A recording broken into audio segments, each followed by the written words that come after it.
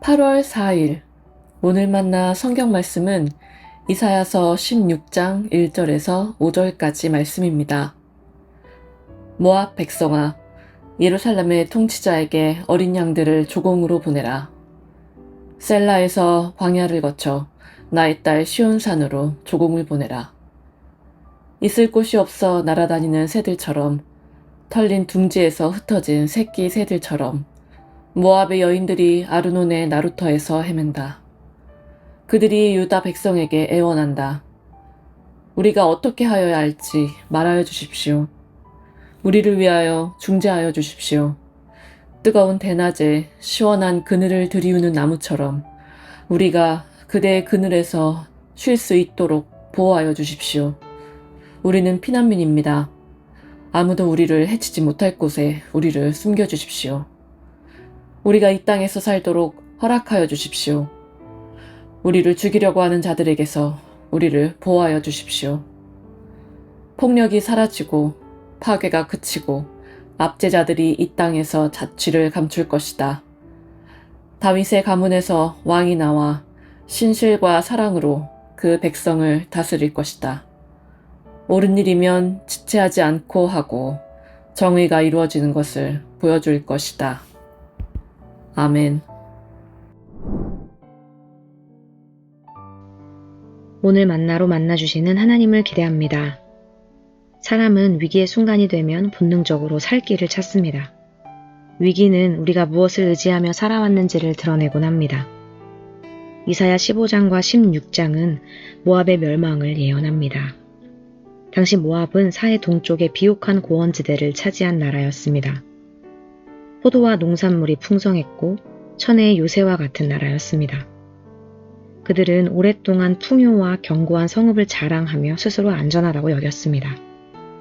그러나 세계를 뒤흔들던 아수르 제국이 남하하기 시작하면서 그 평화는 한순간에 무너졌습니다. 전쟁은 눈앞으로 다가왔고 백성들은 가족을 이끌고 피난길에 올라야 했습니다. 그런데 그때 하나님께서는 그들에게 살 길을 열어주십니다. 1절 말씀입니다. 모압 백성아, 예루살렘의 통치자에게 어린 양들을 조공으로 보내라. 셀라에서 광야를 거쳐 나의 딸 시온산으로 조공을 보내라. 이 말씀은 단순히 예물을 보내라는 뜻이 아닙니다. 조공을 보낸다는 것은 그 왕의 통치를 인정하고 그의 보호 아래 들어가겠다는 정치적 선언이었습니다. 과거 모압은 다윗 왕조의 조공을 바쳤던 나라였습니다. 열왕기하 3장을 보면 모압 왕 메사는 이스라엘 왕에게 암양과 순양의 털을 조공으로 바쳤습니다. 마찬가지로 하나님께서 어린 양을 보내라 라고 하신 것은 다윗 왕조의 통치를 받아들이라는 초청이었습니다. 이어지는 4절에서는 그 초청을 받아들일 때 누리게 될 결과를 보여줍니다. 폭력이 사라지고 파괴가 그치고 압제자들이 이 땅에서 자취를 감출 것이다. 모압이 찾던 것은 안전이었고 평안이었습니다. 그러나 모압이 살아날 길은 자신들이 의지하던 군사력과 견고한 성읍에 있지 않았습니다. 당시 국제 정세 속에서 외교적 해법을 찾는 것도 답이 아니었습니다. 하나님께서는 그들에게 다윗 왕조 아래로 돌아오라고 말씀하셨습니다. 그것이 하나님께서 열어주신 유일한 살 길이었습니다. 이사야서에서 다윗 왕조는 여러 왕조 가운데 하나가 아니라 하나님께서 친히 언약으로 세우신 왕조입니다. 이사야는 다윗 왕조의 회복을 넘어 그 언약을 완성하실 메시아의 통치를 바라보고 있습니다. 이후에 천사 가브리엘은 마리아에게 예수님의 탄생을 알리면서 이렇게 선포했습니다. 주 하나님께서 그에게 그의 조상 다윗의 왕위를 주실 것이다. 사랑하는 성도 여러분, 오늘 이 시대를 살아가는 우리의 살 길은 어디에 있을까요?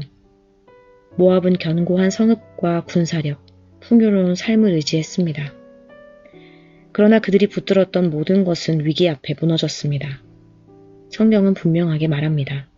그들이 살 길은 다윗 왕조 아래로 들어가는 것, 즉 하나님의 통치 아래로 들어가는 것이었습니다. 오늘 우리도 다르지 않습니다. 우리가 의지하는 많은 것들이 우리 삶을 지탱해 줄 수는 있어도 궁극적인 구원과 평안을 보장해 줄 수는 없습니다.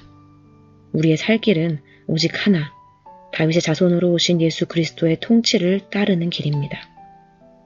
오늘 말씀 가운데 하나님께서는 모압이 살 길을 열어주셨지만 모압은 끝내 그 초청을 받아들이지 않았습니다. 다윗 왕조 아래 자신을 낮추기를 거부했고 결국 눈앞에 열린 구원의 길을 스스로 외면했습니다. 하나님은 우리에게도 말씀하십니다. 내게로 오라. 내가 너의 피난처가 되어주겠다. 예수 그리스도는 십자가와 부활을 통해 우리에게 영원한 생명의 길을 여셨습니다. 이제 우리에게 필요한 것은 더 나은 피난처를 찾는 것이 아니라 참된 피난처이신 예수 그리스도께로 나아가는 것입니다. 오늘도 그분을 우리 삶의 왕으로 모시고 그분의 다스리심 안에서 참된 평안과 생명을 누리기를 소망합니다. 기도하겠습니다. 하나님, 오늘 이 말씀 앞에 우리 삶을 비춰보게 하옵소서. 우리의 말과 선택, 관계 가운데 언제나 예수 그리스도를 앞세우게 하시고 삶의 모든 영역에서 주님을 우리의 참된 왕으로 모시게 하옵소서. 예수님의 이름으로 기도합니다. 아멘. 이제 2가지 기도 제목으로 함께 기도하겠습니다. 첫째로 오늘 말씀을 기억하며 기도하기 원합니다. 내 생각과 경험보다 주님의 말씀을 신뢰하게 하시고 더 나은 길보다 하나님의 길을 선택하는 지혜와 믿음을 더하여 주옵소서. 둘째로 통일 선교를 위해 기도하기 원합니다. 우리 민족이 역사의 주인이신 하나님을 바라보게 하옵소서. 참된 안전과 평화는 사람의 힘에서 오는 것이 아니라 예수 그리스도의 통치 아래 있을 때 주어지는 하나님의 선물임을 날마다 고백하게 하옵소서. 이렇게 기도하신 후에 개인 기도하시겠습니다.